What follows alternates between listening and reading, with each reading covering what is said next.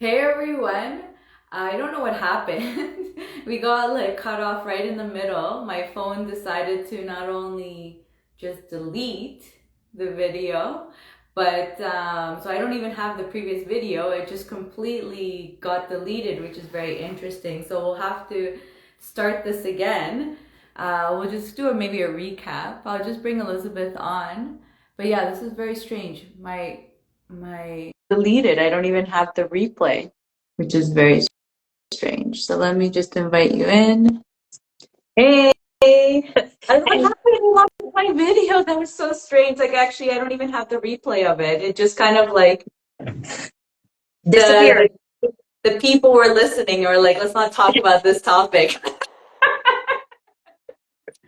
So I wanted to we'll just give a quick recap of what we are talking about. We're talking about the capital gains, tax changes, and um, and just our thoughts. And in the comments, let us know what your thoughts are on it, because like that, I think it's important that we start kind of bringing ideas from all different places. Because when these kind of changes come in, I think we all need to kind of put our heads together and just be like, what's going on, and how are we gonna either solve this or at least make educated decisions for each one of ourselves. Yeah, I agree with you. And I mean, we've been, as a group, small landlords, medium-sized landlords, even the large landlord groups have by and large been trying to make the government understand the impact. And I mean, I'm not a terribly political person. I get really frustrated about stuff that I don't have control over, and I don't feel like I have a lot of control over what's going on with the government right now.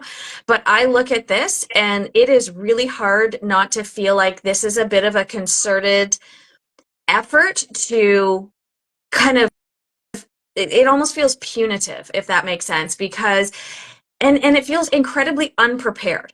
There should be, before we're making sweeping changes like this, you would think that there would be consultations with stakeholders, that whoever it is, the powers that be, would be going out to people and saying, how do you foresee this playing out? What do you foresee this looking like as this rolls out? What is the impact of this going to be?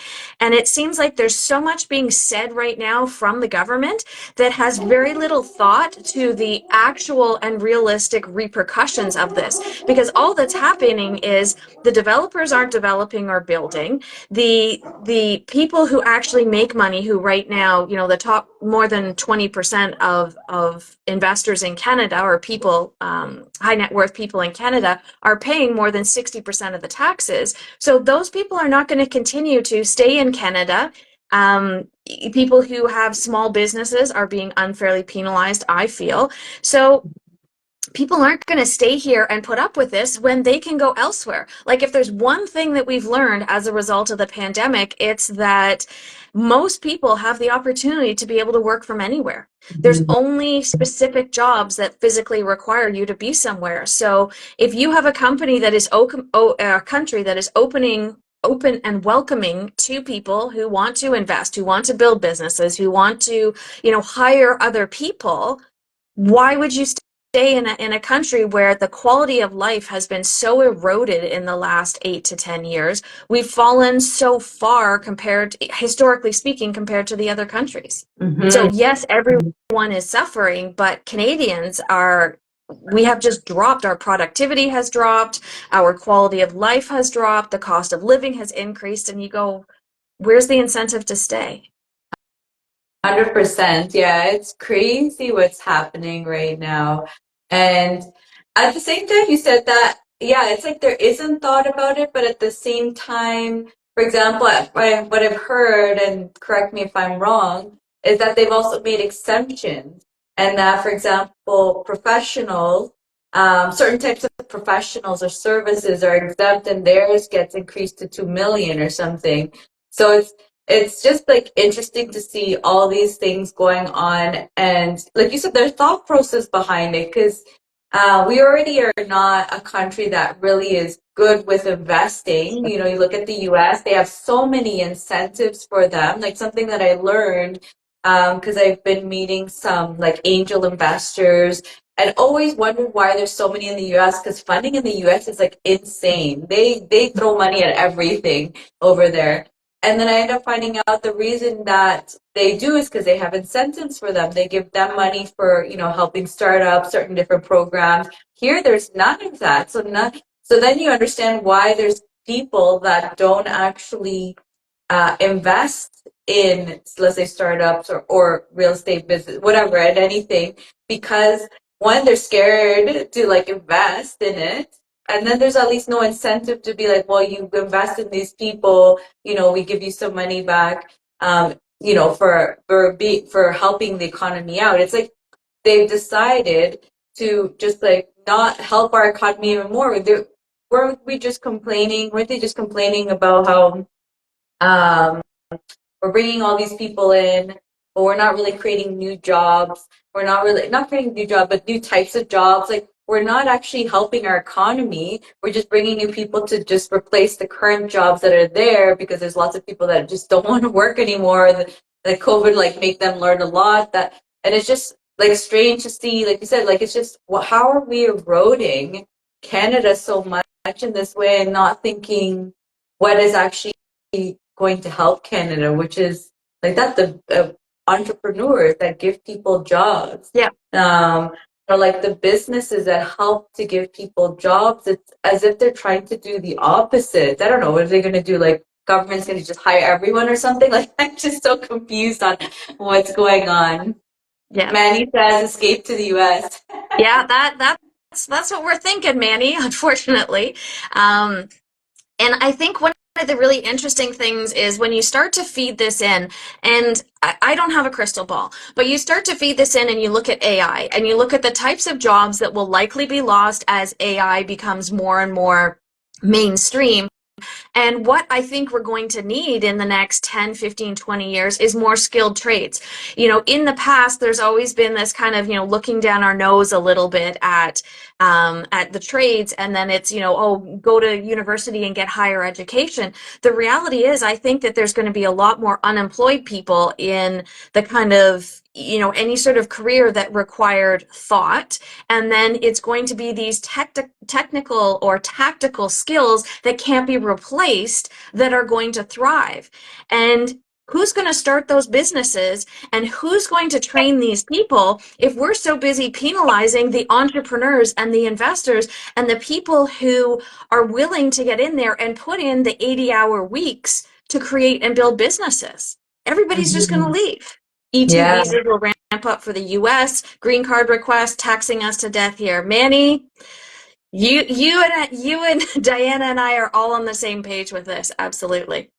Yeah, it's just insane to see what they're doing. And exactly what you're saying, because before this, I felt like a month ago, my thought process was so different. I thought, like you said, like AI is going to be taking over a lot of jobs.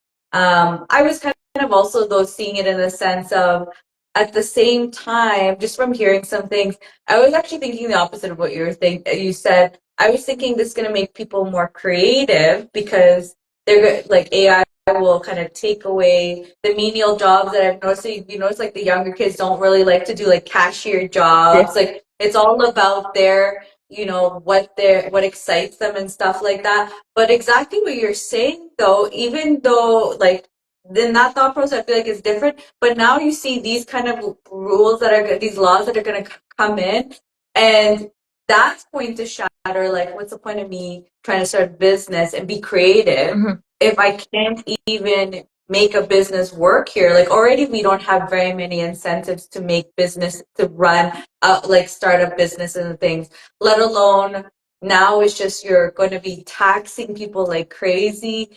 And so it's just exactly saying like people are just going to be running out to other places, to other countries. The only thing I was just saying before one got cut off was that don't I feel like don't do it yet. Like I feel like do the research. Yeah. Because like I was saying, the only thing I kind of worry about right now of people leaving the country is I was saying before that all countries are going through money issues right now. And So governments all over the place are trying to figure out what their solutions are for things. And so I think waiting and just seeing what those are and also just learning how those countries are is very important. Which I mean, I feel like at least in the US there's some similarities where it's not going to be too different if you go there. Um, but yeah, I feel like also using the time to do the research if you do want to leave the country because I mean like that like I feel like as entrepreneurs, we are there to be creative, to solve problems, and if that's being taken away from us with already the little we had, like especially like that compared to the US where they really incentivize businesses, small businesses, startup businesses. Here there's not much of that. So I feel like reducing that even more just kind of tears at us as entrepreneurs. Yeah, I agree with you 100%. And it's kind of like the underused housing tax, right? Where they rolled it out, they had this grand vision for what it was going to look like, and then they had some problems with, the clarity. And, you talk to accountants, they're like, the information we have, we can't really make it make sense. We don't know what the application of this looks like, but oh, there's these deadlines coming up, so people are paying their accountants to do their best to file this paperwork, and then, oh no, they give it an extension. And then time Mm. goes by, and if unless I'm mistaken, I think they extended it again. And it's Yeah, I like, think it's did the big time. government how much did the government spend for the staffing and the training and the systems and the processes, and how much have they actually made from this? Like the just I don't understand the thought process. It feels like so much is reactionary or inflammatory or driven for votes, and it's like, who is ultimately, like, you need entrepreneurs to be running the government. Like, forget this hiring career politicians to come in here. It should be people who are going, you know what, we're going to create a system, we're going to create a process, we're going to evaluate this and make sure that it makes sense before we actually roll it out.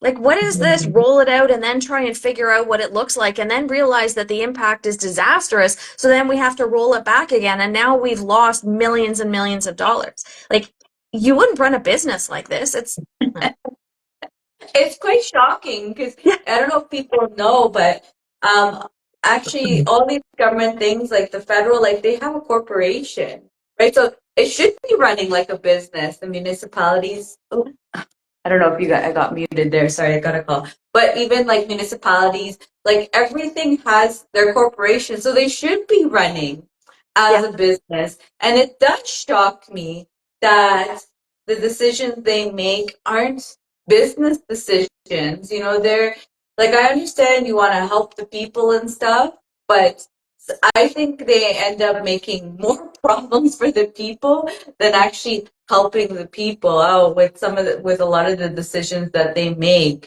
So it's just kind of shocking. Like I completely agree with them. I remember a few years ago I was actually saying the same thing.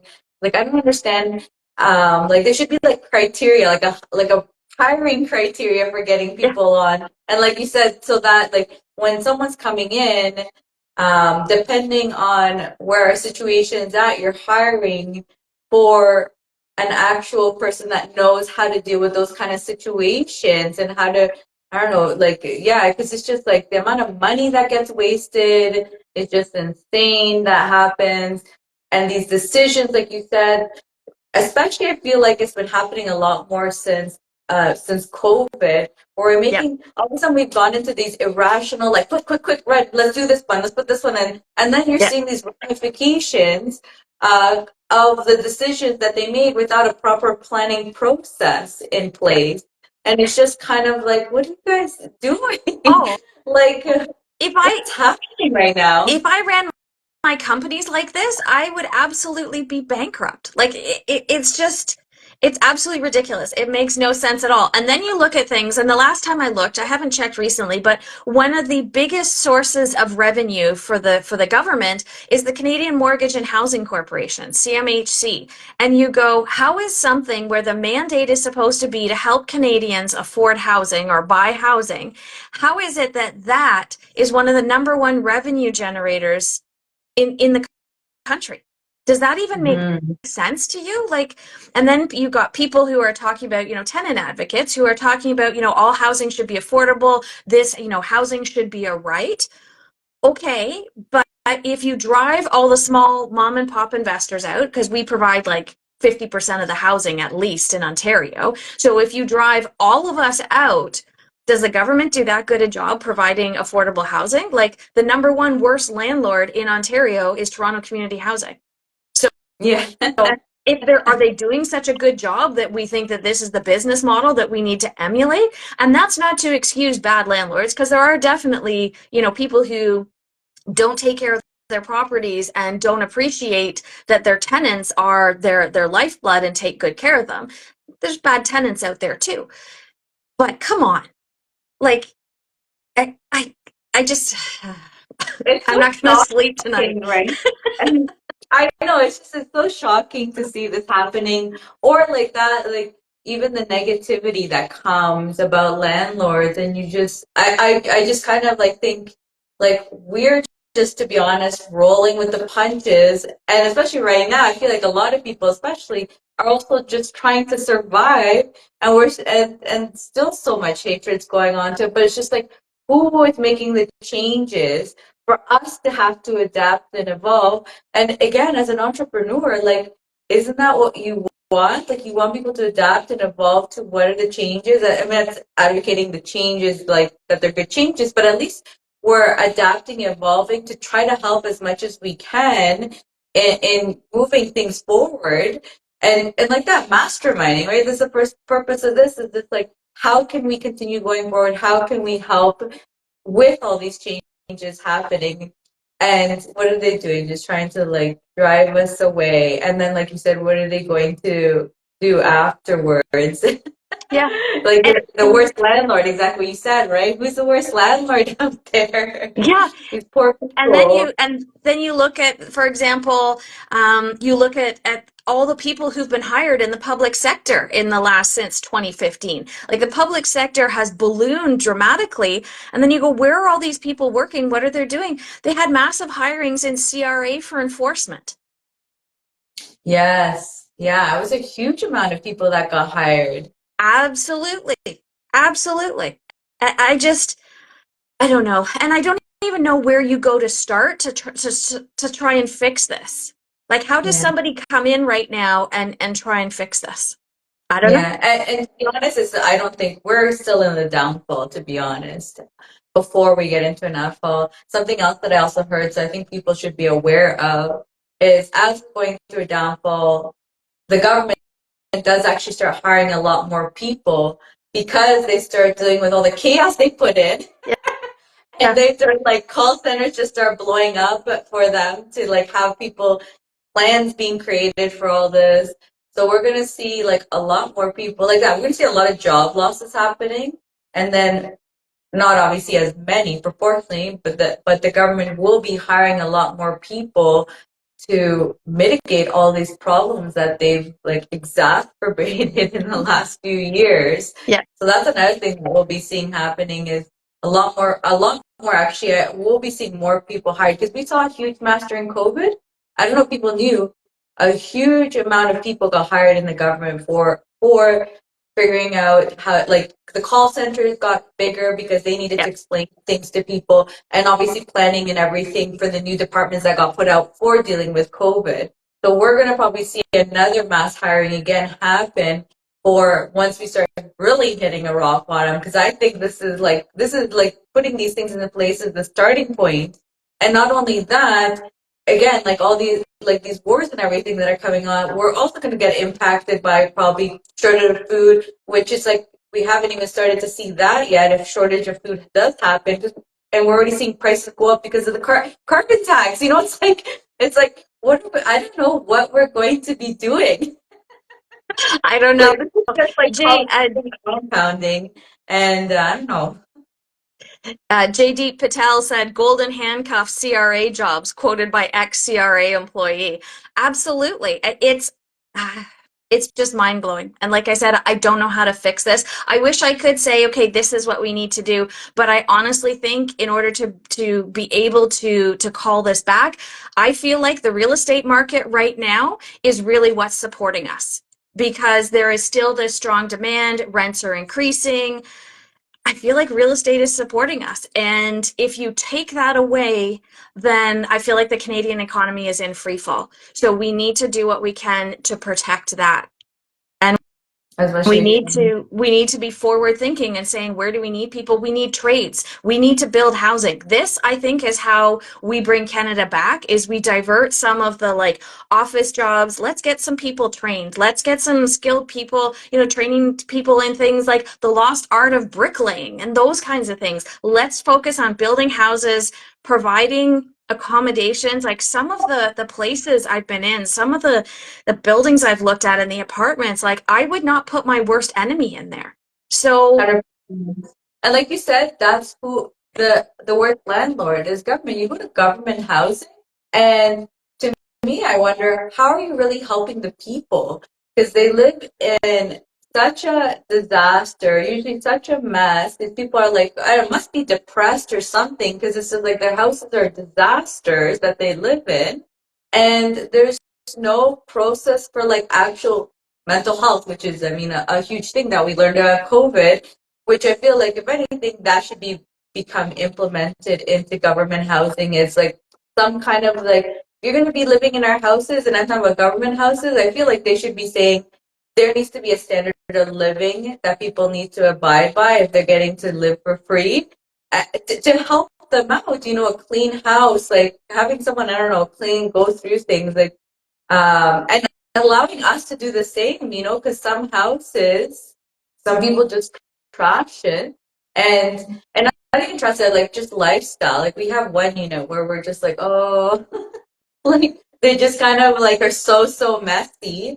And I would love to be like once a month a cleaner come in and just at least clean out the place, kind of maintain it. Have some kind of things in place that like help you to be able to, like fine if you're gonna keep these tenants in, but at least have something to also I feel like put them to a standard for their own good, to be honest, in my opinion. I don't know. yeah, I feel like when you accountability. mess up in here, you're a mess out here, and you see it. Like if your house is a disaster, it's probably because you're a disaster inside your mind. Personally, in my opinion. Yeah. Yeah, that definitely. I think I could see that being the case, but I mean, I look at things that were helpful for Canadians. Like during the COVID pandemic, they allowed people to be able to do Zoom calls with doctors, so that you could access support, you could access help. We didn't have to go into hospitals, we didn't have to overburden. And then a couple of years, is it 2 years ago now, they ended that. So I just talked to one of my staff. She just spent the night sitting in the emergency room because her daughter has an ear infection because there's no doctors in town. So she's literally in the hospital in the emergency, and she's taking that slot away from somebody who really legitimately needed that level of care. All she needed was an antibiotic. Like she could have stayed home. She could have gone online and done a Zoom call with a doctor somewhere and had that prescribed and been looked after. But instead, the things that were working, the things that were offered, they clawed them back again. And we've gone back now to, no, you have to go in person to see your doctor. Like there just isn't a reason to have done that because it's cheaper, to be frank. It is absolutely cheaper than to have our hospital resources, which are already taxed and stretched. Now, anyways, I feel like we could talk about this forever, but Yeah, but I want yeah, to be able to but sleep tonight. yeah, we're just riling ourselves up, basically. But let us know in the comments what you guys think, what your opinions are. If you feel like there's any solutions that you've started to see, because I think as time goes on, we'll probably, hopefully, I mean, we're entrepreneurs, so I feel like we'll start figuring out solutions, be it leaving the country or hopefully finding solutions here too. But Elizabeth, thank you so much. It's always so much fun to chat with you. If you guys love what you hear from Elizabeth, she's going to be tagged on here. And also, you'll see that I have her profile set up on REI FAM, and the link will be there. So if you want to learn more about what Elizabeth does, you can also check out that link too. And if you guys love what you hear from me And you want to see what I'm up to, then definitely follow me too. Elizabeth, thank you so much, like always, for coming on. Oh, thanks, Diana. I'll see you next Friday, and I'll see you in REFAM. Sounds good. Bye, everyone. See everyone on REFAM. Bye. Bye.